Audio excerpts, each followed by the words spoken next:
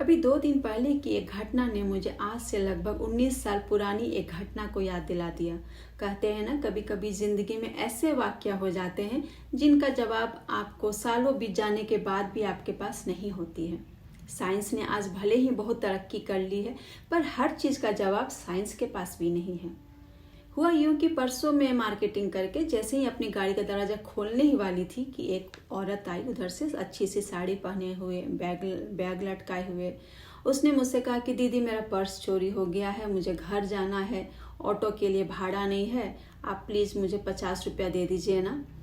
मैंने उसके चेहरे को देखा, उसके चेहरे में कहीं भी कोई भी टेंशन नहीं नज़र आ रही थी और वो किसी भी एंगल से लग नहीं रहा था कि इसका पर्स चोरी हुआ है।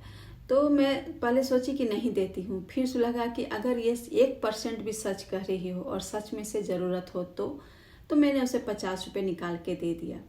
पर जैसे ही मैंने उसे रुपया दिया, वो तुरंत ली और जिस जगह का नाम ले रही थी कि मुझे उधर जाना है, उसके जस्ट उल्टा डायरेक्शन में वो तेज़ी से होते हुए कहीं गायब हो गई। मैं समझ गई कि वो उसे कहीं भी नहीं जाना था। इस घटना ने मुझे दिसंबर 2005 में पहुंचा दिया था। उन दिनों हाथों हाथ मोबाइल फ़ोन नहीं हुआ करते थे, खासकर मिडिल क्लास वाले लोगों में। हाँ, अगर आपको किसी से बात करना रहता था तो टेलीफोन बूथ हर जगह रहते थे। खासकर दुकान के बाहर में आप लोकल 2 रुपये का सिक्का डालकर किसी से बात कर सकते थे।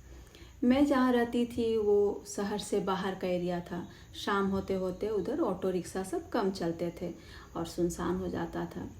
मुझे अपनी 9 महीने की बच्ची को वैक्सीनेशन कराने जाना था। मिशनरी हॉस्पिटल था शहर में जहाँ फ्री वैक्सीनेशन होता था।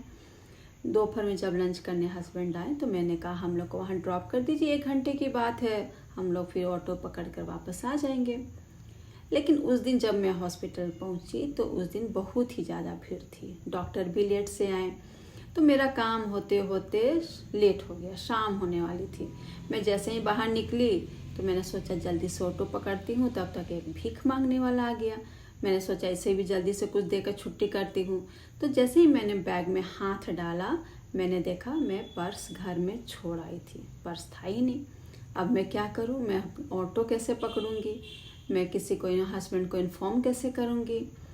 अब मेरा हालत ख़राब, मैं परेशान हो गई। मुझे उस समय 2 रुपये की बहुत ही ज़्यादा ज़रूरत थी। अंधेरा भी होने वाला था, मेरी गोद में एक छोटी सी बच्ची भी थी।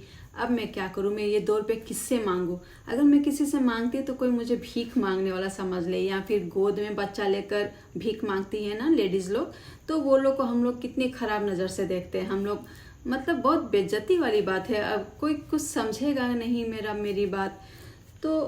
लेकिन मुझे फ़ोन भी करना है, हस्बैंड तो सोच रहे होंगे कि मैं घर पहुंच गई होंगी।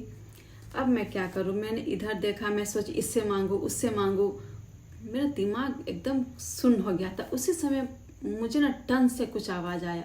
मैंने पलट के देखा तो सड़क के दूसरे तरफ एक कार जा रही थी और कार के में पीछे वाली सीट में एक छोटा सा बच्चा था, 5-6 साल का कोई बच्चा, लड़का जैसा बैठा हुआ था।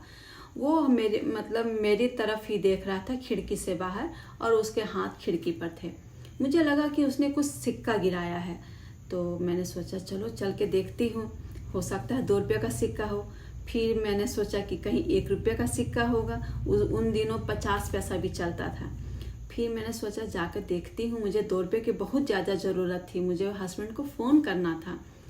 तो मैं रोड पार करके उस पार जब गई, मैंने सिक्का उठाया तो मुझे वो 2 रुपया का सिक्का मिला। वो मैं कह नहीं सकती मैं कितना आश्चर्य से भरी हुई थी। ये सारी घटना दोस्तों विद इन सेकेंड हुई। कार आई, बच्चे ने कॉइन गिराया, कार चली गई।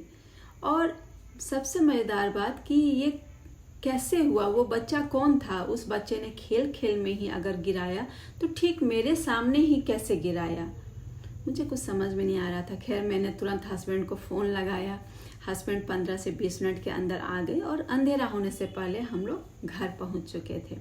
ये एक बहुत ही छोटी सी घटना थी, बहुत छोटी सी बात थी, मगर मेरे लिए उस दिन बहुत बड़ी मदद थी। आप इसको ईश्वर कहिए, खुदा कहिए या गॉड कहिए, पर मुझे उस दिन एक ब्लेसिंग का एहसास हुआ, जैसे किसी ने मुझे आशीर्वाद दिया हो। किसी ने कितना सच कहा है। हवा खिलाफ थी लेकिन चिराग भी खूब जला, खुदा भी अपने होने का क्या क्या सबूत देता है। दोस्तों, आपको क्या लगता है इस बारे में कमेंट करके ज़रूर बताइएगा। फिर मिलेंगे, तब तक खुश रहिए, मुस्कुराते रहिए। नमस्कार।